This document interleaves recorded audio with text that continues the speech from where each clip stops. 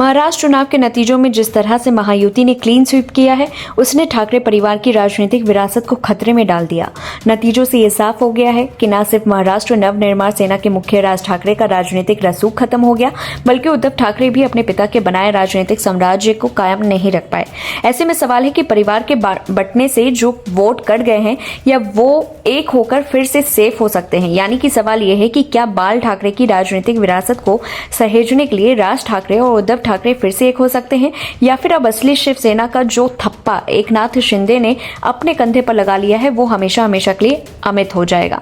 शिवसेना के संस्थापक बाल ठाकरे ने जब अपने बेटे उद्धव ठाकरे को अपना उत्तराधिकारी बनाने की बात शुरू की, तो भतीजे राज ठाकरे नाराज हो गए और इतने नाराज हुए कि बाल ठाकरे के रहते हुए वो परिवार से अलग हो गए। अपनी पार्टी बनाई और नाम रखा महाराष्ट्र नवनिर्माण सेना, यानी कि मन से 2006 में पार्टी बनाने के बाद साल 2009 में जब विधानसभा के चुनाव हुए तो मनसे को कुल 13 सीटों पर जीत मिली थी। 2014 में राज ठाकरे 2 सीटों पर सिमट गए। 2019 में सीटों की संख्या 1 हो गई और 2024 में तो राज ठाकरे 0 हो गए। नेताओं की तो बात छोड़ ही दीजिए, राज ठाकरे के बेटे अमित ठाकरे भी अपना पहला ही चुनाव हार गए। उद्धव ठाकरे के साथ भी कुछ बेहतर नहीं हुआ। 2019 में बीजेपी के साथ मिलकर चुनाव लड़ने वाले उद्धव ठाकरे ने मुख्यमंत्री बनने के लिए बीजेपी का साथ क्या छोड़ा, पूरी पार्टी ने ही उद्धव को किनारे लगा दिया।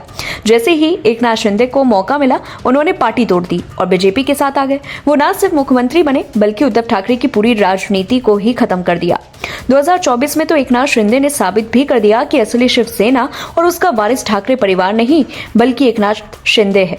ऐसे में अब 5 साल तक तो राज ठाकरे और उद्धव ठाकरे दोनों को ही इसी नतीजे से संतोष करना होगा।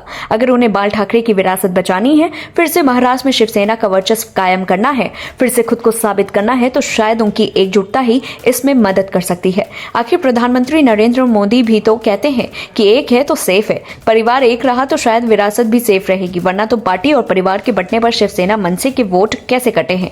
2024 के विधानसभा चुनाव का नतीजा इसका गवाह है।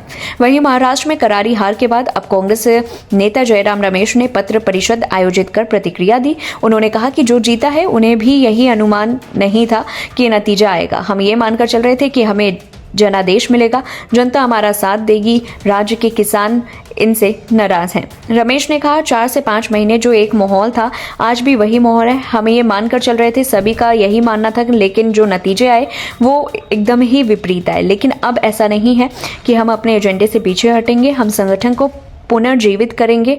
उन्होंने कहा कि धक्का मिला है, ये सही है, लेकिन ये धक्का दिया गया है। कोई षड्यंत्र है कहीं हमें हराने का। हमारे लिए कहीं खुशी, कहीं गम है, कहीं जीते हैं, कहीं हारे हैं।